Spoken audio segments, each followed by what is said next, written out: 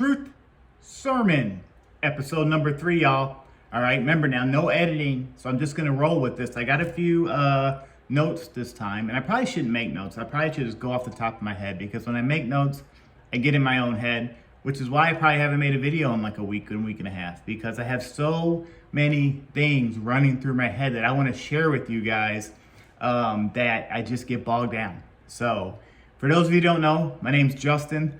Still not telling you my last name, even though I think our last name was in episode number 2, and I'm sure most of you know it anyway, but it's kind of a joke. I should kind of keep it down a little bit. You can see the kitty sleeping back there. She's crazy, y'all. She's like, I don't even know how old she is. 2 months old now, 6 weeks old, but she's a lunatic. If she wakes up, she's gonna jump from that chair onto my back and scratch the heck out of me. I know some of you wanna see it, and those of you that wanna see it, you know who you are, so you should be ashamed of yourself. But hopefully, look at the place. It's a lot better than it was in the first 2 episodes. We've pretty much gotten all moved in. So got it decorated a little bit. That TV right there, y'all, football season coming up here in a month or 2, 85 inches. Big fan of it, big fan of it. So what's episode 3 about? No Vaseline. And I'm just gonna kind of rip it off, you know, one by one by one. What does that mean? Well, use your imagination, you know. You can either use Vaseline or you don't use Vaseline. If you don't use Vaseline, you kind of just, you go for it. You know what I mean? You just get it, you get it in. So I should stop right there because I could keep going. But you know what I mean? That's kind of my personality. What you see is what you get. That's what I look for when I'm looking for a personality, when I'm looking for a friend. And hopefully that's what you're looking for too, because in the end, you know they're not going to be lying to you. But also they're just going to say things off the top of your head or the top of their head that maybe at the time doesn't make any sense. But if you really think about it and you write it down, you look back 5 years from now and you'll be like, oh, okay, I see what they were talking about. They were extremely right or they were extremely wrong. And I got some things here that I want to talk about. I was going to kind of tell you about why I am or have that personality that I have, but I think we're going to save that for another episode, because there's a lot of things throughout my life that happened that kind of built the personality inside me of why I am who I am today, which I'm sure happened to each and every one of you. You know, for instance, I moved to New York from Arkansas when I was 14 years old, all right? I was a baseball player. I'll never forget this. I met one of my best friends that I have to this day a couple weeks after we moved to New York because he was on my baseball team. Really great athlete, Bobby. If Bobby ever watches this, Bobby knows who Bobby is. It was Babe Ruth. It was 14 and 15-year-old Babe Ruth. And, you know, I just got thrown on a team because I got there last minute. Pretty good baseball player. I think I batted 500 that year in Babe Ruth. I'm a lefty, played some first base, played some outfield, I pitched. And I'll never forget, it was like the last game of the season. There was this guy that always walked around.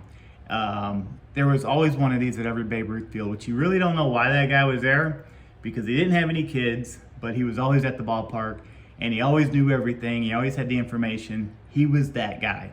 And so he would come out onto the field of the last game of the year when we were warming up and things like that, and he would go tell the 1 or 2 people on the team, or 3 or 4, how many ever they were, who made the All-Star team.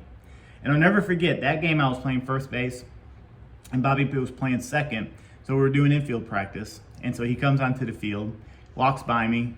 He didn't even know who I was by then, at that moment, because I'm still the new guy. Only have lived there now for a couple of months. And he walks up to Bobby, and I hear him say, "You made the All-Star team." So, which was funny about this is, like, Bobby probably batted like 200, but Bobby grew up in that town, and he was a great athlete, and he just always made the All-Star team.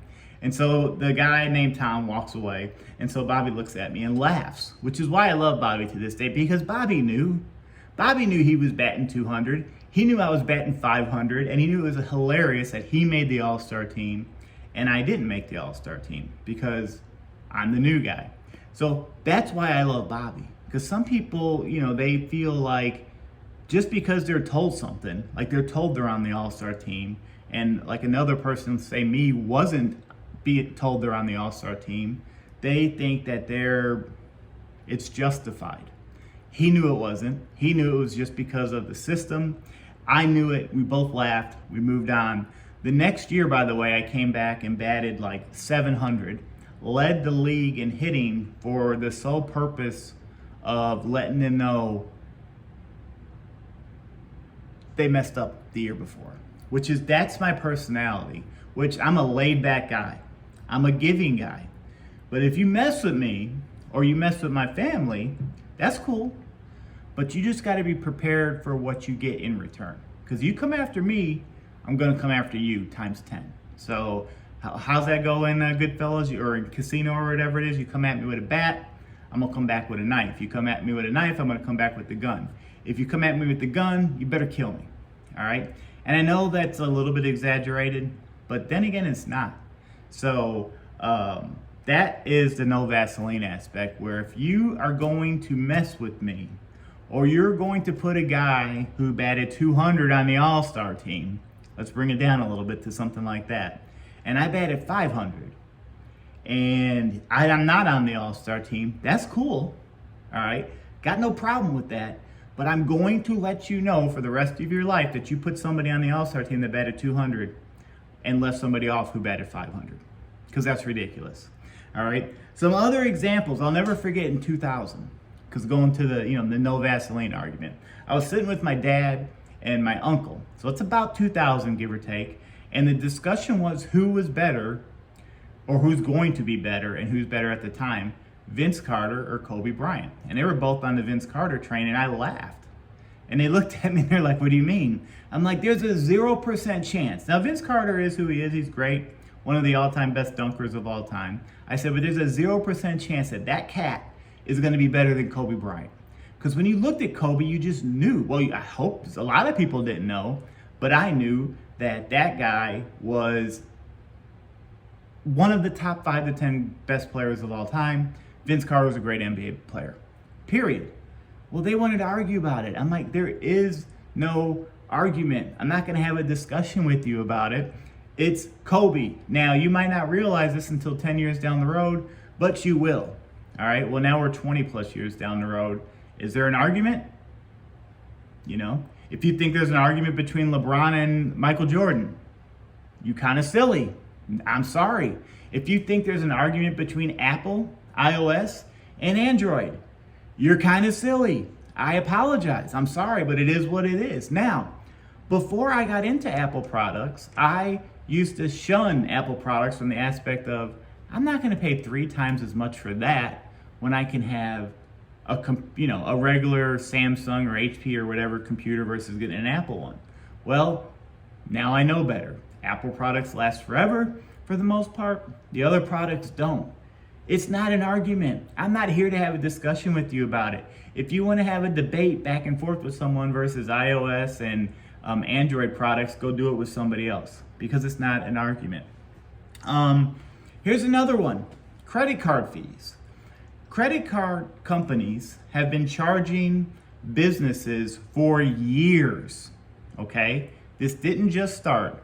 They've been charging gas stations, restaurants, stores, department stores, and all that kind of stuff for years, 4 or 5%, for them to offer to us, the consumers, the ability to use a credit card at their establishment.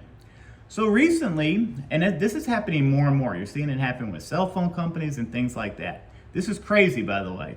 All right, so recently, and there's an extremely easy solution for it, which it's wild that some of these establishments don't realize this and go with it. I was at a restaurant, and let's say my bill was $30. So I go to pay, I give them a credit card, and I get the bill back, and they're like, well, it's gonna be $31.20 instead of $30. I'm like, why? And they're like, because you're using a credit card. And I'm like, so? I've always used a credit card. And I'm like, what if I use a debit card? They're like, no, cash only. I'm like, well, where's an ATM? They're like, we don't have an ATM. I'm like, why are you doing this? And I knew this guy pretty well. I'm like, are you crazy? He's like, what do you mean? These guys are charging me. I'm tired of them charging me fees. I'm like, that's the price of doing business. All right? You're going to pass that fee on to me? So you're going to pass that one, it's the principle, it's the message that you're sending. So instead of charging me $30 for what I thought I was paying for. That was the price on the menu, $30. You're gonna charge me $31.20. You should advertise that before I get up to pay.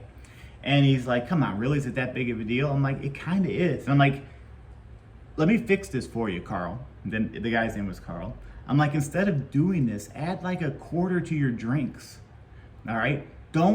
You're making a point, like you're making a stance, and you think the consumer, the customer is going to stand with you, that you don't want to, you're tired of paying these fees, when all you're doing, the only message that you're sending is that you're not going to pay this fee anymore, you're going to charge the customer. Well, okay, it's not that cool. It's not cool when I come up to the stand, or to the register after I pay, and you're being like, yo, well, by the way, I'm adding 4% to your bill. Don't do that. Not cool. It's silly. Easy way around it. Instead of charging, it's $1.20, or if it's $100 bill, it's $4. Add 50 cents to your drink. I don't do whatever you got to do, but don't do it the way you're doing it, because it's silly. I see AT&T doing it now, Verizon doing it now. Stop it. That fee has been around forever. You go to gas stations, all right? They're like $2.89 if it's credit, $2.79 if you use cash. Just stop. Stop. I'm just telling you, it's crazy. Electric car propaganda. That's another one out there, all right? What do I mean by propaganda? All right, listen, I don't really care. I'm not a big gas guy or big electric guy or, save the earth guy. I mean, if you're all that, cool, but I'm just saying this to make a point. All right, this is all I know. I'm sure 120 years ago or whatever, there was like this guy named Virgil who had 2 horses that he would, take and go to town with. All right, he'd get in his wagon, he'd hook up the 2 horses, he'd go to town and he'd get his feed, and then he'd come back to the ranch, or he'd come back to the farm. And like someone named Frankie in town was like, yo, Virgil, are you gonna get one of those new vehicles, those new automobiles that are coming out? He's like, heck no, I'm keeping my 2 horses, because I got Tom and I got Paul, and they never break down on me. They get me to town, they get me back to the farm, and I'm never gonna get me an automobile. All right, I'm not gonna go with that gasoline and have it break down and have it be unreliable, yada, yada, yada. All right, well, there's not a lot of people making arguments now what's more productive, having a horse and buggy or having a gas-powered automobile. All right, that's kind of the debate going on between gas and electric cars. Just throwing that out there.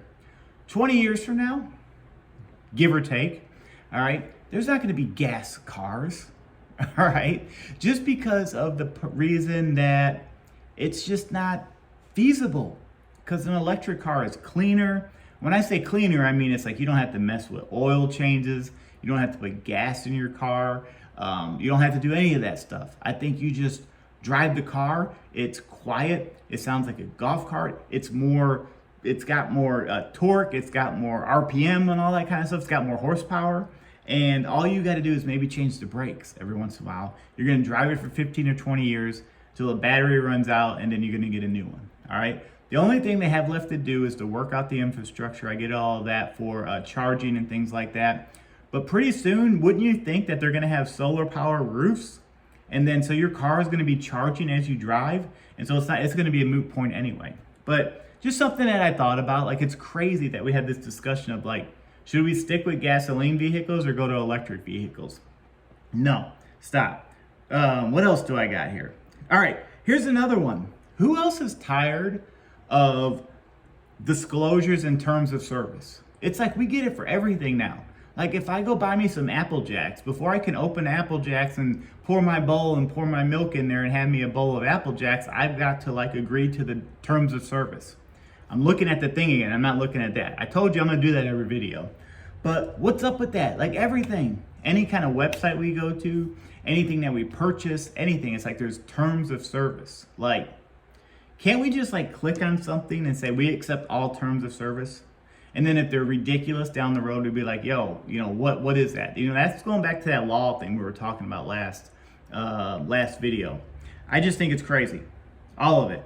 Accept all cookies, Like I probably should know more, and I kind of know what they are, but like every single website you go to now, it's like, do you want to accept all cookies? Do you want to accept some cookies, or do you want to accept no cookies? Well, what if I don't accept any cookies? What kind of cookies am I accepting? Oreos, chocolate chip, bad joke, yeah, probably. But like, why? Stop. Stop with the cookies and all that kind of stuff. Bank of America, moving on. Probably the worst bank. I'm gonna take a drink, Yummy. Probably the worst bank in the history of the world. I've tried to stay away from them for probably 15 to 20 years, just because they don't know how to run. But they don't. I mean, they're profitable, I guess, and they're a big bank, but they're awful. All right. Well, I bought a vehicle not too long ago, and I didn't realize that the company I bought the vehicle from, the dealership that I bought the vehicle from, sold my lease or finance to, they gave it to a bank, basically. They probably sold it to a bank for a couple $100. And I mean, I was going to pay the vehicle off anyway, but I was buying the car in a rush. I'm like, we'll finance it, and then once I get the first bill, I'll pay the car off. Well, unbeknownst to me, it went to Bank of America. I'm like, oh gosh, well, at least I'm gonna pay it off. It's not gonna be that big of a deal. I'm not making this up, guys. And we're at 16 minutes, so I know I gotta stop here, so I'll stop here in a second. But usually to pay these things off, I've done this before, you gotta like set up online bill pay. Everyone has an app now, so I tried to get the Bank of America app, and then I was gonna, put my account number in, and then I was going to pay the vehicle off. So I set up a username with Bank of America, and they're like, thank you for setting up your username. We will mail you your temporary password that you should get in 4 to 5 days, and then you can set up your online account. I'm like, what? Is this like 1978? I was like blown away. So I called Bank of America. I thought like I was missing something or something was a joke. Nope, that's how it works. And the lady that works for Bank of America was like, yeah, it's silly, but I don't know, it's just the way it is. I'm like, that's not the way it is for any other organization or company. Why is it the way with you guys? She's like, I don't know, what do you want me to tell you? I'm like, I want you to tell me why that's, why it is. I'm like, that's why you're Bank of America. All right, so anyway, there's so many things that I can talk about, but like, that's kind of the no Vaseline. Like when they do these crazy, and I see these things that just do not make any sense, I could keep going. I could talk about pickleball, all right? What's pickleball? Pickleball is another sport, and I know I shouldn't be doing this, and I apologize, but I'm white, so I guess I can do this. It's another sport that white people invented so they could like be competitive, kind of like cornhole. Like when I see cornhole on TV, which, I don't mind throwing that thing out in the backyard, try to get it in that little hole, what I'm talking about. But like now it's like on TV, like presented by Johnsonville or whatever, like the cornhole championships. Stop. Pickleball? Seriously. Pickleball is like kind of like tennis on a tennis court, except it's for people that aren't as athletic. So it used to be for older people, which I kind of understood, but now it's like younger people are playing it. And they're like, oh, it's fun. We know why it was invented, guys. All right, we know why it was invented. So like, it gives something that white people can be competitive at again. So I should not have ended it with that, but that's who I am. That is who I am. That's what you get. Episode 3, I got all kinds of stuff that I want to talk about. Put in the comments what you want me to talk about.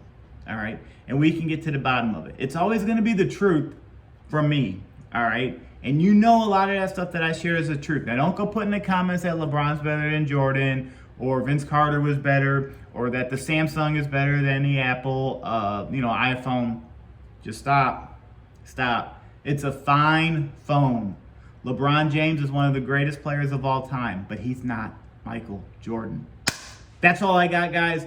We will see you next time, and I'll try to be back sooner. I'm sorry I was gone so long. Hopefully you didn't miss me too much, but I know you did, because how can you not miss this pretty face? I need to shave. Itchy. All right, take care. Bye-bye.